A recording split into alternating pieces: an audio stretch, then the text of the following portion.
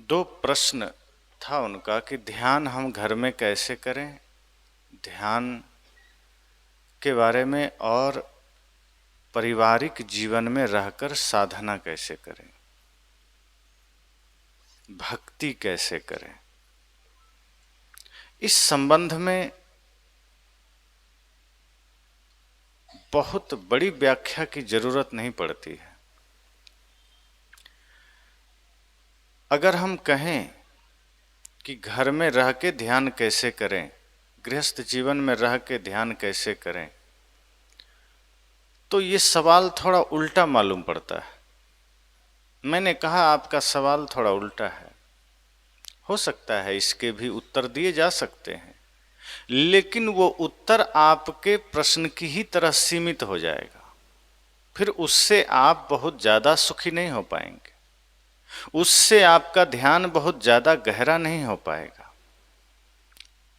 प्रश्न जिस प्रकार सीमित है, इसी तरह उत्तर सीमित हो जाएगा।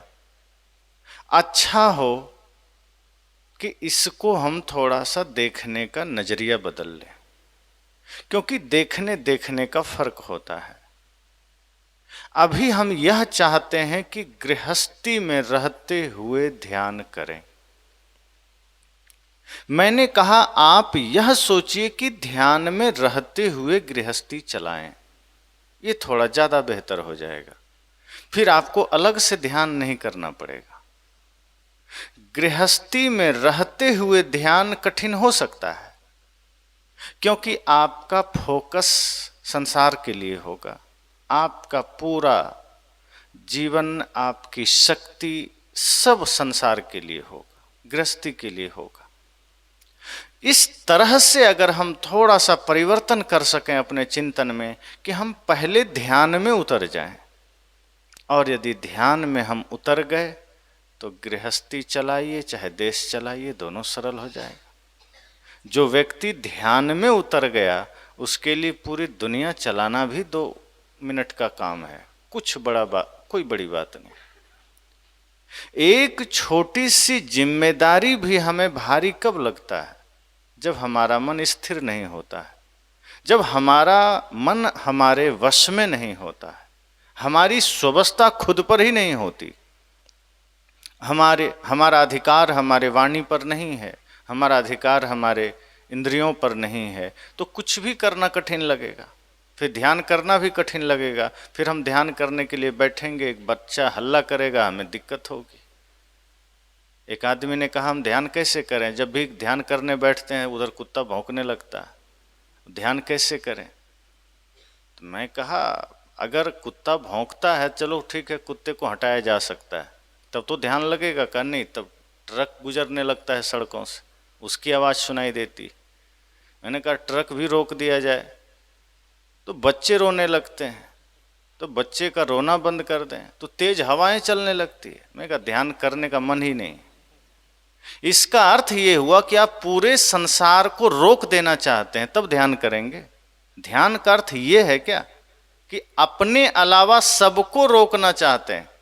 ध्यान का अर्थ यह है कि खुद को रोक लीजिए, संसार चलता रहेगा। हम संसार को रोकना चाहते हैं, खुद को रोकने को उत्सुक नहीं है। और जब हम खुद को रोकना नहीं चाहते हैं, खुद को हम वैसा ही रखना चाहते हैं। हम सोचते हैं हम बैठे रहें, हमारा मन दौड़ता रहे, बस जहां जहां मन जाए वहां से लोग खाली कर दें। अब कोई ड्राइविंग सीखे, वो कहे कि पूरा सड़क पहले खाली करो तब मैं गाड़ी चलाऊंगा। ट्रक नहीं आना चाहिए, बच्चे नहीं आने चाहिए, जानवर नहीं आने चाहिए, साइकिल वाला भी हटा दो, सड़क टेढ़ा मेढ़ा भी नहीं होना चाहिए, सीधी सड़क बनाओ ताकि हमें दिक्कत ना हो। तो ऐसा करके आप गाड़ी नहीं चला सकते।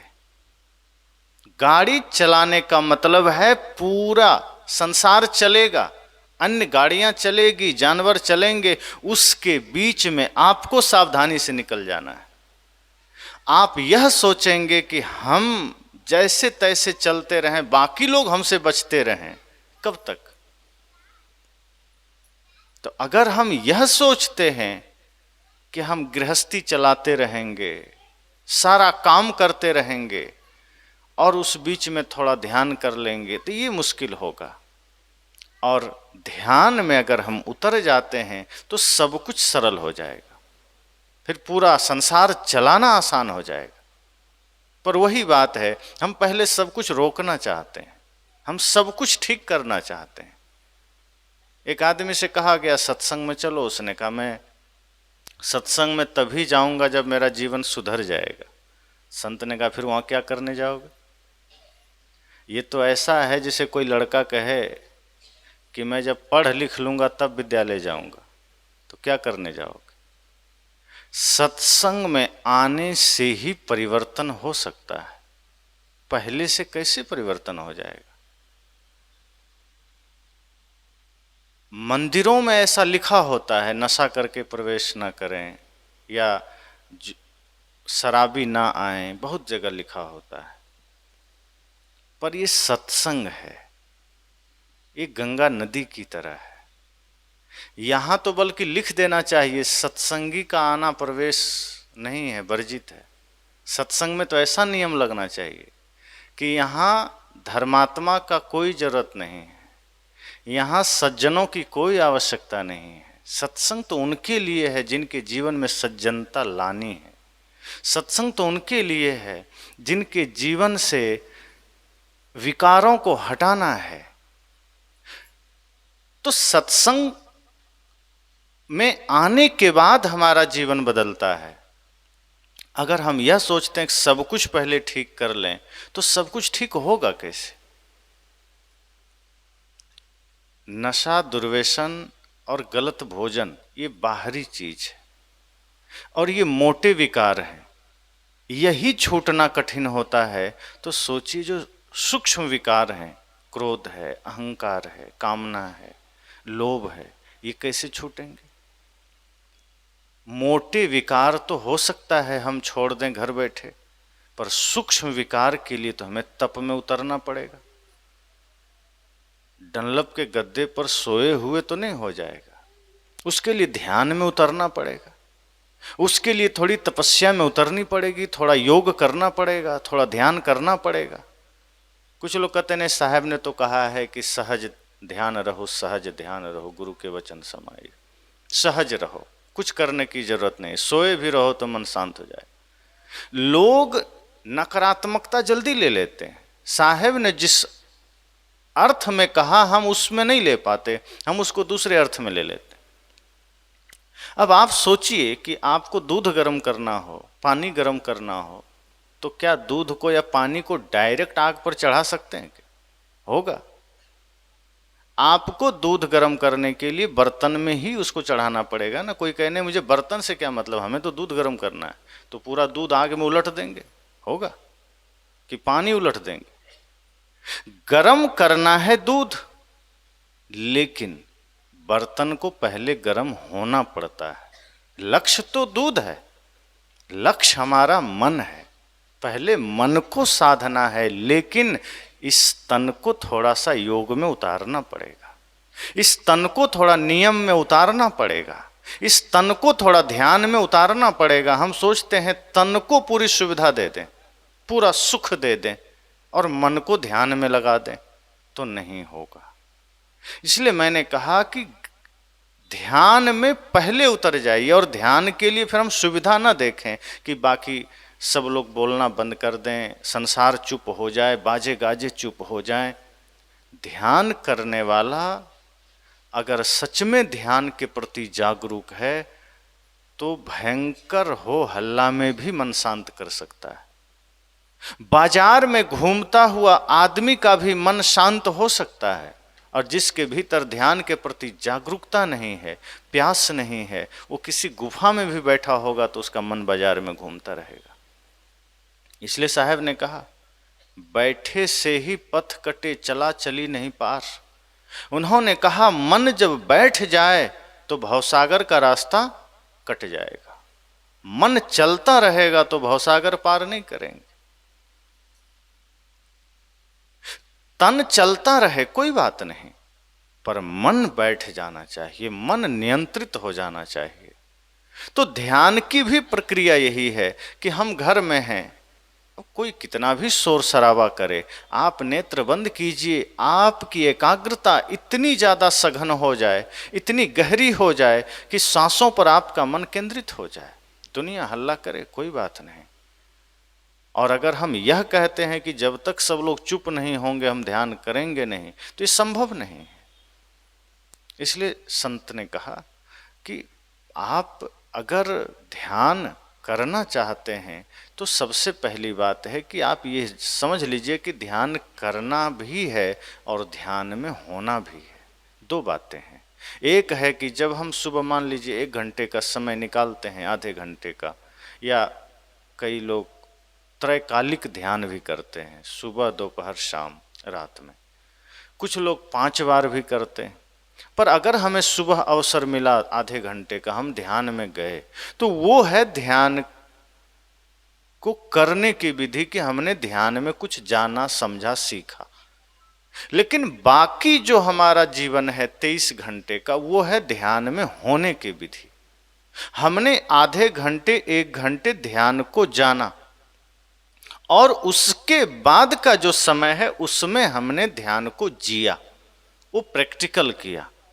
तो जब हम ध्यान में उतर जाते हैं तो आप दुकान चलाइए वो भी सरल हो जाएगा, खेती करिए वो भी सरल हो जाएगा, किसी आदमी से बातचीत करिए, दफ्तर में जाइए, आप कोई पद पर हैं, आप समाज सेवा करिए, आपको सरल हो जाएगा, फिर आपके लिए सब कुछ सरल लगेगा। तो संत ने कहा कि आप ध्यान में पहले उतर जाइए, गृहस्थ जीवन फिर आपके लिए सरल हो जाएगा।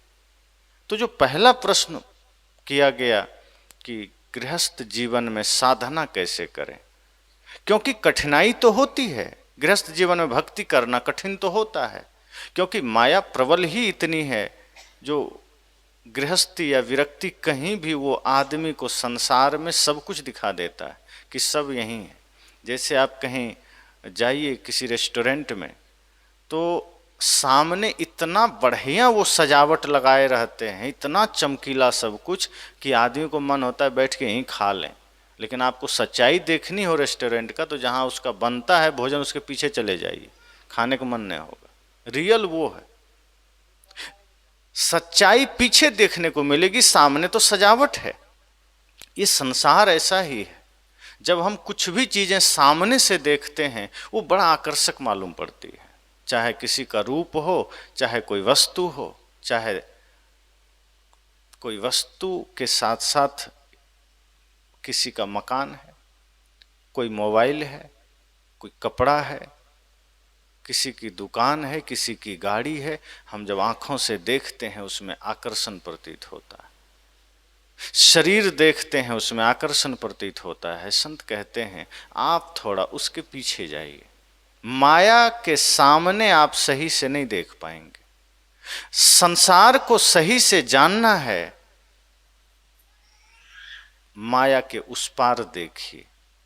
तो गृहस्थ जीवन में जीना थोड़ा कठिनाई तो है, बाधाएं तो है, लेकिन उसके जीने के सूत्र क्या हैं? सबसे पहले परिवार में जब हम होते हैं तो हम यह मान लेते हैं कि यही मेरा सब कुछ है। पढ़ना, नौकरी करना, कमाना, खाना, पत्नी, बच्चे, माता पिता, समाज, इसके अतिरिक्त फिर हम कुछ भी नहीं सोचते। सारा समय, सारा धन, सारी सांसें हम उसी में समर्पित कर देते हैं। और फिर आदमी कहता है क्या करें, इतना काम बढ़ गया है, इतनी ज़रूरतें बढ़ गई है कि हमारे पास ना समय है ना धन है, हमें पूरा करने में ही पूरा समय निकल जाता है। संत कहते हैं आप सबसे पहले अपनी ज़रूरतें कम कर लीजिए। जिस संसार को, जिस शरीर को आपने पूरा समय समर्पित कर दिया है, अंततः मिट ही तो जाना है, अंततः रुक ही तो जाएगा। तो जो रुक ही जाना है उसको संपूर्ण समर्पण क्यों करना? जो छूट ही जाना है उसके लिए इतना प्राण न्यौछावर क्यों करना?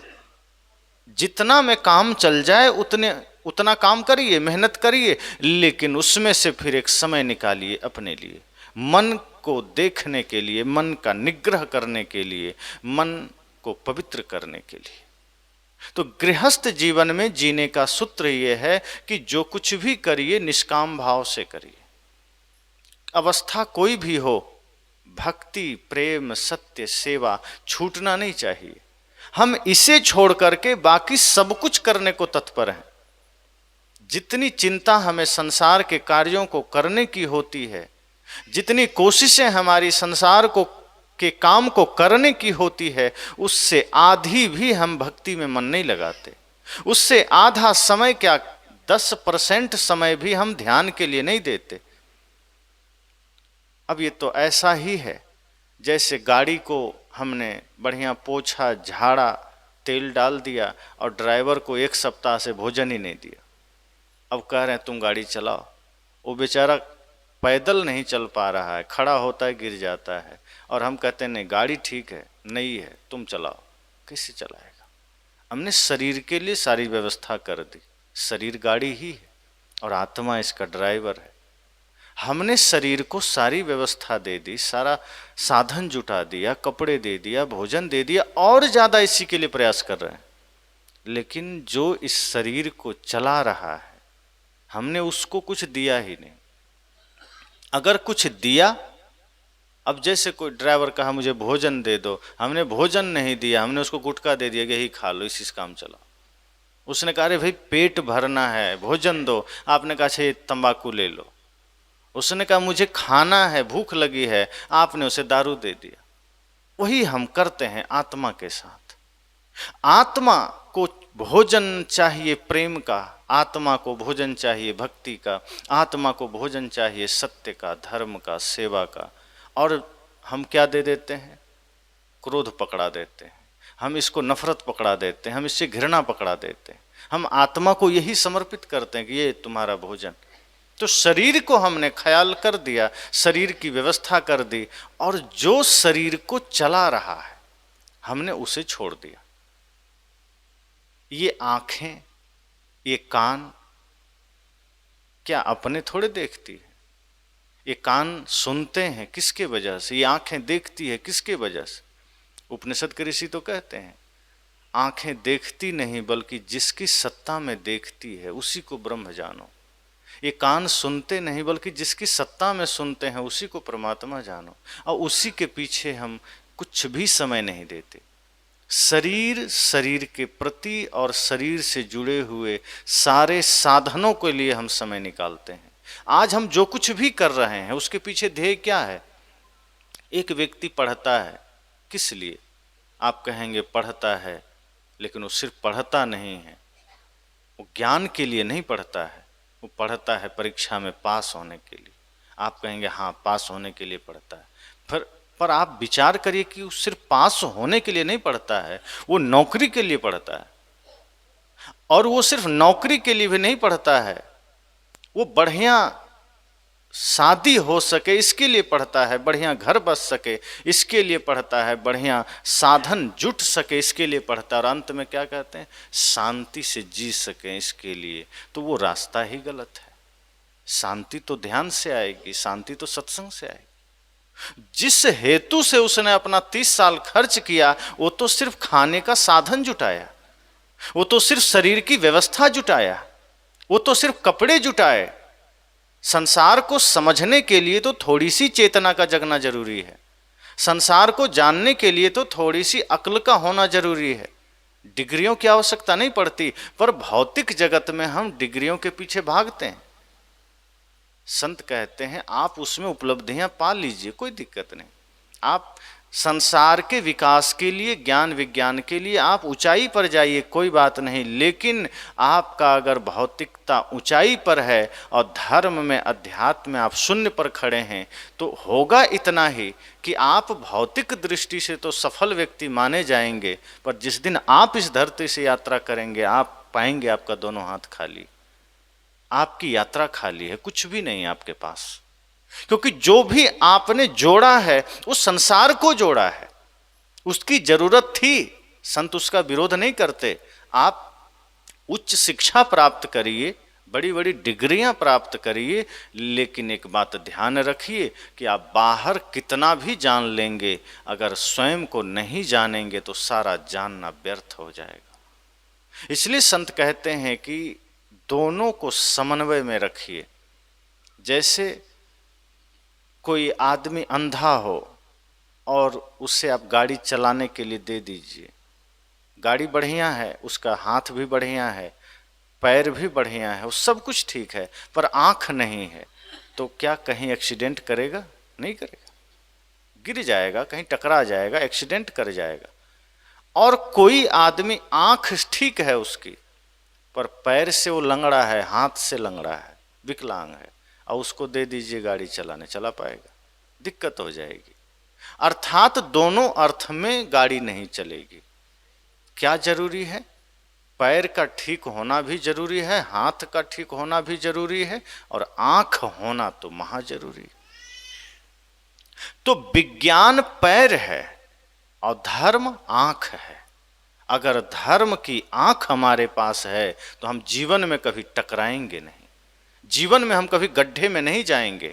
आज हमने विज्ञान की रफ्तार तो बढ़ा दी है, आज हमारे पास विज्ञान का पैर तो आ गया, हमारी यात्रा सुलभ हो गई बाहर की, हम दौड़ते चले जा रहे हैं, लेकिन कहीं नफरत में गिर रहे हैं, कहीं क्रोध में गिर रहे हैं, कहीं ईर्ष्या के गड्ढे में गिर रहे हैं।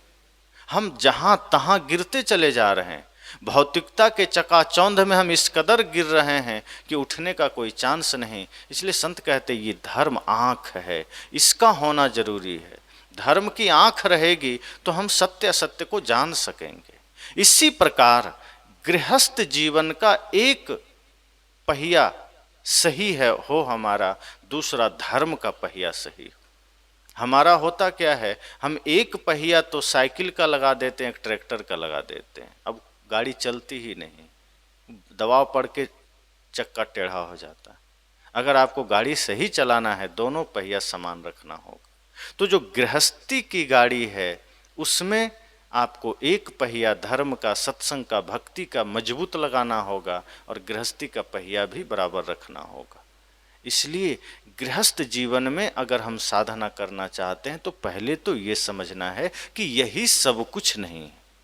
ये ध्येय पहले मन में रखना होगा कि ये हमारे शरीर को साधन देने के लिए, ये जितने भी चीजें हैं, रिश्ते नाते घर परिवार, ये शरीर को व्यवस्था देने के लिए।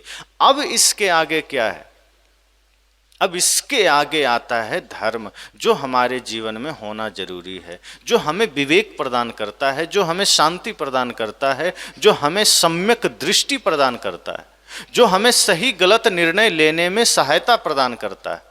कब क्या निर्णय लेना है हम ले ही नहीं पाते, गृहस्थी की गाड़ी गड्ढे में जा रही है। पति पत्नी के बीच तनाव क्यों है? क्योंकि धर्म की आंख नहीं है। भाई भाई के बीच विवाद क्यों है? क्योंकि धर्म का निर्णय नहीं है। हम गलत निर्णय लेते चले जा रहे हैं, समर्पण नहीं है, शांति नहीं है, विनम्रता नहीं है, सुख नहीं। एक कथा संतजन कहते हैं कि एक युवक गृहस्थ जीवन में प्रवेश करना चाहता था। बड़ी इच्छा थी उसको कि अब पढ़ लिख लिए हैं, शादी विवाह करें, लेकिन सुन रखा था, देखा था कि गृहस्थी में बड़ा दुख है, सभी सुखी नहीं हो पाते, बड़ा दुख मिलता है। और बुजुर्गों से अनुभव भी लिया, बुजुर्गों ने कहा भी कि हाँ, सुख तो बहुत थोड़ा लेकिन दुख भयंकर है और कदम कदम पर है। धर्म और भक्ति में अगर थोड़ा सा मन लगे तो शायद सुख मिल जाए। तो उसने कहा मैं क्या करूं, ऐसा क्या उपाय है जो मैं करूं और मैं गृहस्थी जीवन सुखी से शुरू कर सकूं। उस व्यक्ति ने कहा, संत ने कहा कि ऐसा करो, देखो मैं तो विरक्त आदमी हूं, मुझे तो इसका आइडिया नहीं, तुम गृहस्थ जीवन शुरू करना चाहते हो तो मैं शब्दों से सुनाऊंगा तो ध्यान में तो उतना नहीं आएगा। प्रैक्टिकल जानना है तो जंगल के निकट एक गृहस्थ संत रहते हैं गृहस्थ, लेकिन जीवन उनका विरक्ति से कम नहीं, दोनों पति पत्नी रहते हैं, वहाँ चले जाओ, शायद वहाँ तुम्हें जीवन की सीख मिल जाएगी, जीवन का सूत्र मिल जाएगा। यह सोचकर उसने सोचा चलो अगर ऐसा प्रैक्टिकल में मिल जाए तो इससे बढ़िया क्या होगा। वो चला गया। जब वहाँ गया दोपहर का समय था, ज्येष्ठ महीना, चिलचिलाती हुई धूप, गर्मी, और दोपहर का समय और ज़्यादा गर्मी। पूरे जंगल के बाहर एक ही घर, झोपड़ी। वो गया, संत बैठे थे, उसने प्रणाम किया, कहा कि मैं कुछ आपसे जानने आया हूँ। संत ने कहा बोलो क्या बात है। उसने कहा, मैं ये जानना चाहता हूं कि गृहस्थ जीवन में सुख से कैसे रहा जा सकता है, क्या रास्ता है, क्या उपाय है, गृहस्थ जीवन के सुख का कुछ उपाय बताइए। संत ने कहा, ठीक है, आए हो और बड़ी दूर से चलकर आए हो, धूप है, बैठो, कुछ पहले खाना पीना हो जाए, फिर बताएंगे। तो उसने कहा, हाँ बिल्कुल मैं बैठता हूं, लेकिन मुझे जानना है कि मैं गृहस्थ जीवन शुरू करना चाहता हूं और मैं जान लूं कि इसका सही रास्ता क्या है, क्योंकि गृहस्थ जीवन शुरू करने से पहले अगर जीवन को हमने नहीं जाना तो हमारी गाड़ी पलटती रहती है, हमारा एक्सीडेंट होता रहता है और हमारा व्यवहार बिगड़ते रहता है, संसार बिगड़ता है। क्या करें? संत ने कहा, बैठो बैठो, कोई दिक्कत नहीं, अभी मैं पहले तुम्हें पानी पिला दूं, शरबत पिला दूं, उसके बाद चर्चा करेंगे। वो युवक बैठ गया। संत ने अपने पत्नी को आवाज दिया कि लालटेन जला के ले आओ। जैसे ही का लालटेन जला के ले आओ तो वो युवक देखने लगा कि दोपहर का समय, चारों तरफ इतना प्रकाश है, इतनी तेज धूप है कि आंख खुले नहीं खुल रही, और ये साधु कह रहा है लालटेन जला के ले आओ। कहीं मुझे संत जी ने पागल खाना तो नहीं भेज दिया। वो मन में ही गणित लगाने लगा कि ये तो स्वाभाविक है, गर्मी का समय है, दिन का समय है, प्रकाश की जरूरत क्या है, लगता है साधु महाराज का फीता कुछ उतरा हुआ है, ये सोच ही रहा है। तब तक देखता है उनकी धर्म पत्नी सच में लालटेन जला के ले आई। अब तो इसको पक्का भरोसा हो गया, लगता है साधु जी तो पागल थे, पत्नी और महापागल। मतलब हद होती है। अरे साधु हो सकता है पागल है, इसने लालटेन मांगा, पत्नी को बोलना तो चाहिए कि दोपहर में क्या करो, वो भी जला के ले आई, लगता है दोनों पागल ही। अब वो सोचने लगा जल्दी यहाँ से निकलने में भलाई, पागलों के बीच में आदमी अपने को बड़ा असुरक्षित महसूस करता है, पता नहीं कब कपड़ा नोच ले, कब क्या कर दे, क्या खिला पिला दे। अब वो घबराने लगा। तभी संत जी ने कहा कि जाओ शरबत ले आओ। तो शरबत बनाई, 2 कटोरे में लेकर आए। अब ये घबरा रहा है, पता नहीं क्या मामला है, हम तो पागलों के बीच बैठे। 1 कटोरा उस युवक को दिया, 1 कटोरा संत जी ने लिया। संत जी तो बस मुंह से लगाया और गटागट पी गए कुछ ही सेकंड में। वो लड़का देखता कहता, लगता जन्म का प्यासा था क्या, एक के बार में गटक गया। वो 1 घूंट लिया तो थू थू करने लगा, नमक भयंकर पड़ गया था शरबत के में, चीनी के जगह नमक गलती से। वो अब और उसको भरोसा हो गया कि सच में ये महापागल है, और पत्नी तो इसका है ही पागल जन्म के। पहली बात तो लालटेन मांगा, पत्नी ले भी आई, अब शरबत लेके आया, तो नाम शरबत का है, इसमें तो लगता है नमक का खदान से पूरा बोरी डाल दिया। और डाल भी दिया तो कोई बात नहीं, ये पी गया राक्षस की तरह, बोला भी नहीं कि नमक ज्यादा हो गया। अब वो शर्म भी करे, डर भी रहा है, क्या करें, ये तो पी गया, हम कैसे क्या करें। उसके बाद जैसे तैसे करके वो नजर छिपा के फेंक दिया झोपड़ी के बाहर और कटोरा रख दिया। कहा अब मैं चलता हूँ। कहा तुम कुछ जानने आए थे कि नहीं? नहीं बस हो गया, अब मैं निकलता हूँ। डर गया वो, सोचा यहाँ कोई है भी नहीं बचाने वाला, कहीं कुछ नोच नाच दिया कपड़ा, कुछ हो गया, कुछ और खिला पिला दिया, अभी तो शरबत में ये हाल है। वो भागना चाहा। कहा बस बस हो गया। संत ने कहा तुम तो समाधान के लिए आए थे गृहस्थ जीवन का। कहा बस बस हो गया, मैं देख लिया, मुझे लगा कि मैं समाधान पा लूंगा, लेकिन मुझे समाधान नहीं मिला, आप मेरा टाइम खराब कर दिए। संत ने कहा मैं तुम्हारा समाधान ही कर रहा था, शायद तुम देख नहीं पाए। और तुम्हें याद है जिस संत के पास तुम गए थे, क्या कहा था उन्होंने? उन्होंने कहा था कि तुम्हें शब्दों में जानना है या प्रैक्टिकल जानना है। अगर शब्दों से जानना होता तो वो संत हमसे भी ज्यादा ज्ञानी है, वही बता देते तुम्हें। पर तुमने क्या कहा, मुझे प्रैक्टिकल जानना है, तो प्रैक्टिकल के लिए मेरे पास आए, और मैं तुम्हें शब्दों से उपदेश करता तब तो फिर बात बिगड़ जाती, फिर तो तुम वही ठीक थे। इतना दूर चल के क्यों आए? इतना देर मैंने प्रैक्टिकल ही तो समझाया तुम्हें। कहा मतलब हम तो समझे ही नहीं। मन में सोचा हम तो झूठे ही पागल समझ रहे थे, मामला क्या है? कहा ये बताओ, दोपहर का समय है, तुम्हें पता है, मुझे भी पता है, मेरी पत्नी को भी पता है। लेकिन जब मैंने कहा कि लालटेन जलाकर ले आओ, तो पत्नी ने सवाल नहीं किया। उसको हम पर इतना भरोसा है, इतना समर्पण है कि उसने सोचा पति देव ने मांगा है, जरूर कोई बात होगी, प्रश्न क्यों करना। चुपचाप जला के ले आई। आज का पति थक कर घर लौटे कहीं से और पानी मांग दे, पत्नियां सवाल कर देती अभी तो पी के गए थे, तुरंत पियोगे क्या, अब बहुत प्यास लगी है तो जाओ टंकी में मुंह लगा दो। लेकिन उसने कहा, पर हमारी पत्नी ने सवाल नहीं किया। उसने इतना ही जाना कि हमारे जीवन साथी हैं, पति देव हैं, अगर इन्होंने कुछ कहा है तो जरूर कोई राज होगा, कोई कारण होगा। सवाल नहीं किया, गुस्सा नहीं किया, श्रद्धा से लालटेन जलाकर ले आई। ये पहली घटना। तुमने इससे सीखा। तब उसका दिमाग चकराया कि हमें तो इस बिंदु पर ध्यान ही नहीं गया, हम तो इसको पागलपन समझ लिए। कहा, जिसे तुम पागलपन समझते हो वही गृहस्थी जीवन का स्वर्ग का सूत्र होता है। वही अगर तुम्हारे जीवन में आ जाए तो तुम स्वर्ग जी सकते हो घर में, पर तुमने उसे पागलपन समझ लिया। कहा, और दूसरी घटना, मैंने शरबत बनाने को कहा, निश्चय ही उसने शरबत बनाया। जानबूझ के तो नमक नहीं डाला होगा, चीनी ही डालना था उसे, पर भूल हो गई, गलती से नमक पड़ गया, वो ले आई। अगर मैं डांट देता उसे बुरा लग सकता था। मैंने उसके मान रखने के लिए चुपचाप पी लिया, और मैं जानता हूं अगर वही शरबत वो एक घूंट पिएगी तो फिर वो कितना ग्लानि महसूस करेगी कि कैसे मेरे देवता हैं पति, जो इतना कड़वा शरबत बनने के बाद भी एक शब्द नहीं कहा। उसकी श्रद्धा मेरी ओर बढ़ेगी कि घटेगी? फिर वो दोबारा सावधान रहेगी, कोई गलती नहीं करेगी। पर मैं एक छोटी सी बात पर अगर डांट देता तो वहीं दीवार खड़ी हो जाती कि तुम लालटेन मांगे, हम तो कुछ नहीं बोले, हम तो ले आए। तो क्या समर्पण सिर्फ पत्नी का चाहिए? क्या पत्नी ही सिर्फ पतिव्रता चाहिए? पत्नी ही सिर्फ सीता जैसी चाहिए? पति राम जैसा नहीं चाहिए क्या? पति पत्नीव्रता नहीं चाहिए क्या? संत ने कहा, वो चुपचाप हमने पी लिया, तुमने थू थू करके फेंक दिया।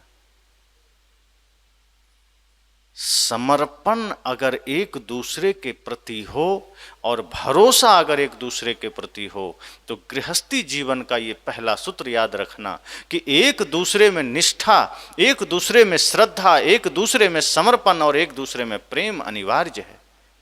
अगर तुम्हें भरोसा है, अब प्रेम सच्चा है, तो तुम सवाल नहीं करोगे। जैसे कोई मित्र आपको शराब पिला दे, आप सवाल नहीं करते, पी लेते हैं। पर घर में पत्नी अमृत भी दे तो क्या है, कहाँ से लाया, क्या है, तमाम सवाल करके आप उसका मन बिगाड़ देते हैं। कुछ अच्छा भी बना लिया तो आप झगड़ा कर लेते। संत ने कहा, ये गृहस्थी जीवन का पहला सूत्र है कि पत्नी का पति के प्रति, पति का पत्नी के प्रति अटूट प्रेम और समर्पण हो, जिसमें कोई कामना ना हो, निश्चल समर्पण। गृहस्थी जीवन जीना है तो ये सूत्र सदैव हमारे जीवन में हो। आप कोई तीर्थ करें ना करें, आप कोई व्रत करें ना करें, आप कोई मंदिर में जाके पूजा करें ना करें, अगर इतना ध्यान रखें एक दूसरे के प्रति तो आपका यही जीवन पूजा है, आपका यही कर्म पूजा है। पर हम इसके सिवा सब कुछ करते हैं। जैसे उस युवक ने उससे पागलपन कहा, इसी तरह हम इतना भर नहीं करते हैं, बाकी व्रत रह लेते हैं, उपवास रह लेते हैं, 9 दिन की नवरात्रि माताएं रह लेती हैं, सोमवार व्रत रह लेती हैं, एकादशी व्रत रह लेती हैं। पति के लिए जो कुछ भी किया जा सकता है व्रत रह करके, उपवास रह करके आप करती हैं, लेकिन जब उसी को व्यवहार में करना हो तो हम नहीं करते। पति की आज्ञा माननी हो तो नहीं मानेंगे, पत्नी के साथ प्रेम का व्यवहार करना हो तो नहीं करेंगे, करवा चौथ पर उपवास रह लेंगे, भूखे रह लेंगे।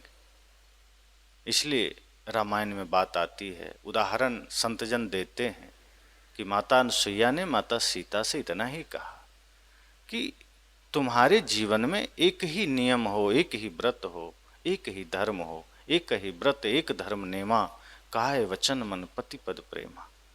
एक पति के लिए, एक पत्नी के लिए सूत्र जरूरी है कि तन मन वचन से पति के चरणों में प्रेम हो, उनके प्रति प्रेम हो, और पति का पत्नी के प्रति प्रेम हो। पत्नी पति को परमेश्वर जानो तो पति भी पत्नी को परमेश्वरी जानो, दोनों तरफ से भाव हो। तो गृहस्थ जीवन में साधना का सूत्र यही है, जितना हो सके अपनी जरूरतें कम करिए और एक दूसरे के प्रति निष्काम समर्पण रखिए, कामना से नहीं। हमें क्या होता है, भाई के प्रति हम कामना कर लेते हैं, पत्नी से कामना, इच्छा, अपेक्षा कर लेते हैं, कुछ उम्मीदें कर लेते हैं, आशाएं बांध लेते हैं कि मैं ऐसा कुछ कर दूंगा तो बदले में वो भी करेगा। बस यहीं से परिवार टूटना शुरू हो जाता है। संत जन कहते हैं कि परिवार टूटता ही दो कारणों से, स्वार्थ और अहंकार से। जिस जीवन में स्वार्थ आ गया, और स्वार्थ समझ लीजिए किसी भी चीज में आ सकता है, और इससे परिवार टूटता है। इसलिए गृहस्थ जीवन में साधना का बड़ा सरल सूत्र है कि एक दूसरे के प्रति सबसे पहली बात, कोई स्वार्थ मत पालिए, एक दूसरे के प्रति श्रद्धा समर्पण का भाव रखिए और कर्म को पूजा बनाइए। माता पिता गुरु में भगवान का रूप देखिए, और जब इस भाव से निर्मल मन से घर में आप रहेंगे, और घर को शुद्ध भी रखना है। अगर कई बार ऐसा होता है कि माताएं शाकाहारी होती हैं, वैष्णव, और कोई पति जो होते हैं वो मांसाहारी होते हैं, तो वो जिद पर अड़े रहते हैं कि नहीं मैं घर में ही ला के खाऊंगा। भाई आपको राक्षस ही बनना है, बाहर कर लो, क्यों पत्नी को दुख देना, धर्म में विघ्न डालना। पहले राक्षस लोग करते थे, यज्ञ में हड्डियां वड्डियां डाल देते थे, वो खून डाल देते थे। तो अगर आप किसी के जीवन में आज ऐसा कर रहे हैं, घर में लाकर आप मांसाहार कर रहे हैं, मतलब आप राक्षसों की तरह यज्ञ विध्वंस कर रहे हैं। इतना तो कंट्रोल रखिए कि कम से कम घर को घर रहने दीजिए, उसको मंदिर रहने दीजिए, वहां हड्डियां मत लाइए, वहां मांस मत लाइए, धीरे धीरे खुद भी छोड़ दीजिए। तो घर में इतनी पवित्रता रखिए कि घर में नशा दुर्व्यसन ना आने पाए, घर को मंदिर बना के रखिए।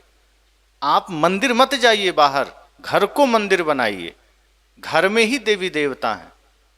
सदगुरु कबीर क्यों विरोध करते हैं मंदिर का, क्योंकि हम बाहर मंदिर बना करके चालाकी से रख दिए और घर को हमने कबाड़ खाना बना दिया।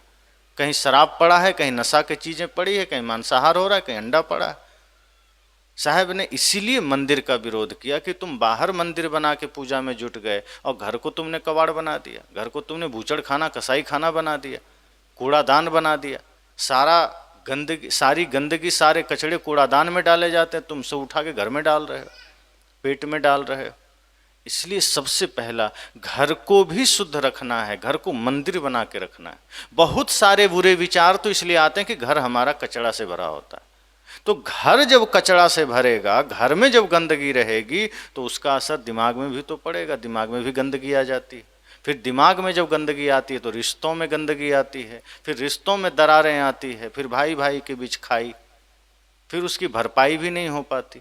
इसलिए संत कहते हैं गृहस्थ जीवन में साधना करने का सूत्र है सबसे पहले कि एक दूसरे में समर्पण रखिए, निष्काम भाव से, कोई कामना नहीं। भाई है तो निष्काम भाव से, आप ये मत सोचिए कि ये मुझे मदद करेगा तो करूँगा। एक ही माँ बाप से जन्म लिए, बचपन में एक साथ खेले खाए, एक ही साथ पले बढ़े, क्यों स्वार्थ पालना। अगर कुछ ज़्यादा ही आप दे दिए तो किसको दे दिए, भाई के को ही तो दिए। निस्वार्थ भाव से दीजिए, करुणा भाव से दीजिए, प्रेम भाव से दीजिए कि कुछ नहीं, जो है तुम्हारा ही है, मेरा क्या है। बचपन में एक साथ रहे, खेले खाए, बड़े हुए, क्या ऐसा आ गया जो दोनों में बांट लिए। तो एक दूसरे के प्रति समर्पण, प्रेम, और घर को शुद्ध रखिए मंदिर की तरह। और बड़े हैं तो सुबह शाम उठ के उनका चरण स्पर्श करिए। आज हमारी संस्कृति खोती चली गई, अब बड़ों का चरण स्पर्श घर में कहाँ करते हैं, कभी कभार कहीं से आए तो छू लिए। सुबह शाम जब सोने जाइए, सोने से पहले बड़ों का चरण छू लीजिए। सुबह उठिए, सबसे पहले बड़ों का चरण स्पर्श करिए, साहेब बंदगी कर लीजिए। इस तरह से धीरे धीरे अपने जीवन को, ये बाहरी चीजें मैं बता रहा हूं क्योंकि अगर पात्र में दूध रखना है तो पात्र को मांजना जरूरी है। आप ये सोचेंगे कि पात्र गंदा है, दूध डाल देंगे तो वो दूध भी खराब हो जाएगा। तो अगर शांति घर में ही चाहिए तो सबसे पहले बाहरी वातावरण शुद्ध करना पड़ेगा, पात्र सही करना पड़ेगा। ये हृदय रूपी पात्र तो बाद में शुद्ध करिए, पहले एक बार घर तो शुद्ध रखिए। घर गंदा है तो हृदय गंदा तो रहेगा ही। एक बार घर की सफाई करिए, शायद उसका प्रभाव हृदय पर पड़ जाए। तुमने आंगन नहीं बुहारा तो कैसे आएंगे भगवान, गंदा पड़ा दुआरा कैसे आएंगे भगवान। अगर आपका घर का आंगन गंदा है तो अतिथि नहीं आएंगे, और हृदय का आंगन गंदा है तो गुरु का वचन यहाँ नहीं प्रवेश करेगा, ज्ञान प्रवेश नहीं करेगा, भगवान प्रवेश नहीं करेंगे। फिर यहाँ दुरात्मा का वास हो जाएगा, नकारात्मक शक्तियों का वास हो जाएगा। हम निगेटिव थॉट्स कहाँ से क्रिएट करते हैं? यही निगेटिविटी हमारे भीतर इन्हीं कचड़ों के वजह से आती है। हम जो तमाम तरह के गलत दृश्यों को देखते हैं, कैद कर लेते हैं। एक होता है कि हम अच्छा ग्रहण करते हैं, आँखों से अच्छा ग्रहण करना है, कान से अच्छा सुनना है। हम फिल्मी गीत सुन लिए, उसको हमने दिल में बसा लिया। सत्संग सुना, यहाँ से सुना इधर निकाल दिया। हमने आँखों से गलत दृश्य देखा, उसको हमने इकट्ठा करके यहाँ ले लिया, और संत दर्शन किए तो लिया भूल गए। तो जब हम कचड़े को हृदय में जगह देने लगेंगे और अच्छी चीज़ों को हम मस्तिष्क में लेकर इधर से उधर कर देंगे तो फिर हमारे भीतर बदलाव नहीं आएगा। इसलिए मैंने कहा वातावरण भी शुद्ध करना जरूरी है, बाहर का माहौल भी ठीक करना जरूरी है। जब आपका माहौल ठीक होगा, आपका घर ठीक होगा, पात्र ठीक होगा, तो उसमें जल तो शुद्ध होगा ही होगा। अगर पात्र ही गंदा है तो आप अमृत भी डालिए, वो गंदा हो जाएगा। इसीलिए गृहस्थ जीवन में साधना का सूत्र यही है कि आप झाड़ू लगाते रहिए, मन में श्वास में गुरु का नाम चलता रहे, पवित्र भाव चलता रहे। आप भोजन बनाते रहिए, मन में भक्ति, श्वास में भक्ति चलती रहे। आप भोजन बना रहे हैं, क्रोध में बना रहे हैं, कभी खिन्नता में बना रहे हैं, कभी झगड़े में बना रहे हैं, तो वो भोजन आपका जहर बन रहा है। भोजन बनाइए तो इस भाव से जैसे आप यज्ञ कर रहे हैं। जो लोग मंदिर में भोग लगाने जाते हैं, कितना भाव से जाते हैं। आप घर में भोजन बनाइए, बस इतना ख्याल करिए कि हम परमात्मा का प्रसाद बना रहे हैं। जिस दिन आप इस ख्याल से भोजन बनाएंगे, निश्चय ही वो अमृत से ज़्यादा स्वादिष्ट बनेगा, और वो भोजन फिर सबके लिए हितकारी होगा, सबके लिए सुखकारी होगा। भोजन बनाइए परमात्मा का भोजन समझ के, झाड़ू लगाइए मंदिर समझकर, बोलिए प्रार्थना समझकर। मुख से कोई शब्द निकले प्रार्थना है, ये सोचिए कि हम प्रार्थना ही बोल रहे हैं, अलग से प्रार्थना की जरूरत ना पड़े। इसलिए गृहस्थ जीवन में आप इस तरह से अगर जीने लगेंगे तो शांति क्यों नहीं आएगी। शांति किसी का कॉपीराइट थोड़े है कि वहीं जाएगी। जिसका मन निर्मल होगा, जिसका जीवन सुंदर व्यवस्थित हो जाएगा, जो अपने हृदय को पवित्र कर लेगा, शांति वहीं घटित होगी, चाहे कोई भी हो। इसलिए हम सबको यह ख्याल करना है, हम सबको यह सोचना है कि गृहस्थ जीवन में जीने का साधन सूत्र यही है कि हम पवित्रता का ध्यान रखें। तन की पवित्रता, घर की पवित्रता, मन की पवित्रता। इसके बाद एक दूसरे में समर्पण, प्रेम, गुरु की भक्ति, और इतना जब हो जाएगा तो कोई कठिनाई नहीं है। फिर आप चलते चलते ध्यान कर लेंगे, फिर आप खेत में काम करते करते ध्यान कर लेंगे। अगर मन गंदा है तो हो सकता है कि सत्संग में बैठे रहेंगे तो भी ध्यान घटित नहीं होगा। अगर हम सत्संग से कुछ सीखना चाहते हैं, कुछ लेना चाहते हैं, तो अपने गांठ में यही बांध कर जाइए। सत्संग से कुछ लेकर जाना चाहते हैं तो यही लेकर जाइए कि हम अपने मन को पवित्र बनाएंगे। हमारे मन में किसी प्रकार का कचरा नहीं आ सकता। फिर आप जहाँ हैं वहीं साधना है। फिर गृहस्थी क्या, विरक्ति क्या, फिर कोई भी जगह हो, कोई भी क्षेत्र हो, आपके जीवन में सदा भक्ति घटित रहेगी, आपके जीवन में सदा शांति रहेगी। तो बाहर की ज़रूरतों को कम कर लीजिए और समय निकालिए अपने लिए, क्योंकि जाना सबको है। पता चला संसार इकट्ठा करते करते इतना समय बचा ही नहीं कि अपना चिंतन हो सके, अपने लिए कुछ हो सके। इसलिए बड़ा महत्वपूर्ण है। तो सदगुरु कबीर का ज्ञान हम सब के लिए पथ प्रदर्शक बन सके, हम सब के लिए मार्गदर्शक बन सके, यह ख्याल हम सबको करना है।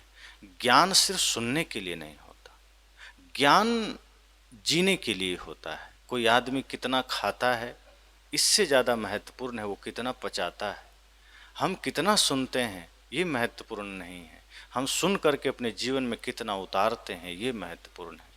तो जब इस तरह से हमारा मन हमारे नियंत्रण में होता है, हम अपने आत्मशक्ति को जागृत करते हैं, फिर बड़े बड़े काम हम अकेला कर जाते हैं। जब हम मनोबल गिरा देते हैं तो छोटे छोटे काम में भी हम गिर जाते हैं, नहीं कर पाते, असफल हो जाते हैं। बहुत से लोग असफल क्यों होते हैं? वो अपना मनोबल इतना गिरा देते हैं, वो वैचारिक रूप से इतने कमज़ोर हो जाते हैं कि वो चलने से पहले हार मान लेते हैं। जब हम यह सोचें कि नहीं, मैं ये कर सकता हूँ, मैं धर्म पथ पर चल सकता हूँ, मैं समाज सेवा कर सकता हूँ, मैं प्रेम पथ पर चल सकता हूँ, और मुझे यहाँ से खाली नहीं जाना है, मुझे यहाँ से सिर्फ संसार बटोर कर नहीं जाना है। संकल्प ले लीजिए कि जब मैं यहाँ से जाऊँ तो मेरे पीछे मेरे आदर्श लोगों की प्रेरणा के लिए हो। जैसे आज हम अपने महापुरुषों से कुछ सीखते हैं, तो हम भी ये संकल्प लें कि मैं भी अपनी जिम्मेदारी इस समाज के लिए निभा कर जाऊंगा। हो सकता है हम पूरे संसार को न बदल सके, उतना सामर्थ्य हमारे भीतर नहीं हो, लेकिन हमारी जितनी जिम्मेदारी है उतना तो कर सकते हैं ना। जैसे आपको ड्यूटी दे दिया गया, 100 आदमी यहाँ है कि 5 आदमी को आप पानी पिला दीजिए, तो हो सकता है आप 100 को नहीं पिला पाए, 5 को तो पिला सकते हैं। अगर आपने 5 को भी पानी पिलाया तो इतना तो मन में संतुष्टि होगी कि हमने अपनी जिम्मेदारी निभा ली। हम अधिक नहीं कर पाए कोई बात नहीं, पर हम जब जाएंगे तो हमको ये संतोष होगा कि 5 व्यक्ति को हमने पानी पिलाया, हमारे वजह से 5 व्यक्ति प्यासा नहीं रहा। तो इस राष्ट्र निर्माण में, समाज निर्माण में हमारी अगर भूमिका चली गई, हमारा अपना कर्तव्य चला गया, तो हम इतना ही जानेंगे, जाते समय हमको ये अनुभव जरूर होगा कि नहीं, जिस हेतु से हमने शरीर पाया था हमने इसे गंवाया नहीं, हमने इसे फोकट में नहीं दे दिया, फ्री में कि बस लिया और लौटा दिया। हमने इसका भरपूर सदुपयोग किया, अपने लिए, समाज के लिए, राष्ट्र के लिए और मोक्ष के लिए, भक्ति के लिए हमने इसका उपयोग किया। तो यह संकल्प जब हम लेंगे कि मुझे यहाँ से खाली नहीं जाना, ऐसा बन के नहीं जाना है कि अपने भी भुला दें, हमें ऐसा कुछ करके जाना है कि सभी लोग हमें हृदय में जगह दे सकें। और निश्चय ही इसी के लिए मनुष्य जीवन मिला है। इतना संकल्प जगाइए, इतना दृढ़ निश्चय करिए कि ये जीवन सिर्फ संसार बटोरने के लिए नहीं, स्वयं को जानने के लिए मिला है, भक्ति मार्ग पर चलने के लिए मिला है, समाज हित के लिए मिला है। जब यह संकल्प होगा तो निश्चय ही जहाँ रहेंगे, किसी भी जीवन में रहेंगे, आपसे आपकी शांति कोई नहीं छीन सकता। क्योंकि शांति बाहरी धन से तो नहीं आएगा, शांति भक्ति से ही संभव है, शांति साधना से ही संभव है। बाहर से कितनी भी व्यवस्थाएं आप कर लें, अगर मन स्थिर नहीं है, मन निर्मल नहीं है, तो शांति जीवन में आ ही नहीं सकती। इसलिए ध्यान, सत्संग साधन है मन की निर्मलता के। तो हम अपने 24 घंटे में कितना समय हम प्रैक्टिकल में ध्यान को देते हैं, कितना समय सत्संग को देते हैं, ये हम पर निर्भर करता है। उसके बाद हम पूरा समय ध्यान में उतर जाएं। अर्थात मैंने पहले ही कहा, आप भोजन भी बनाइए तो श्रद्धा में, प्रेम में, ध्यान में। आप समझना आपका ध्यान हो रहा है, आपका सत्संग हो रहा है। आप सड़क में झाड़ू लगाइए तो प्रेम में, समर्पण में, श्रद्धा में। आप सोचिए कि सड़क के मार्ग से, इस रास्ते से चींटी से लेकर बड़े बड़े जीव, हाथी घोड़ा भी गुजर सकता है, गुजरता है, आदमी भी चलता है। हम उस प्रभु के आंगन में झाड़ू लगा रहे हैं जहाँ न जाने कितने परमात्मा गुजरेंगे। जब आप इस भाव से सड़क भी साफ करने लग जाएंगे तो आप पाएंगे कि आपका सड़क भी आपको मंदिर दिखाई देगा। जिस दिन इतनी पवित्रता हृदय में आ जाएगी, आपकी शांति आपसे कोई छीन पाएगा? आपके आनंद को आपसे कोई अलग नहीं कर सकता। तो ये संकल्प हमारे जीवन में होना चाहिए।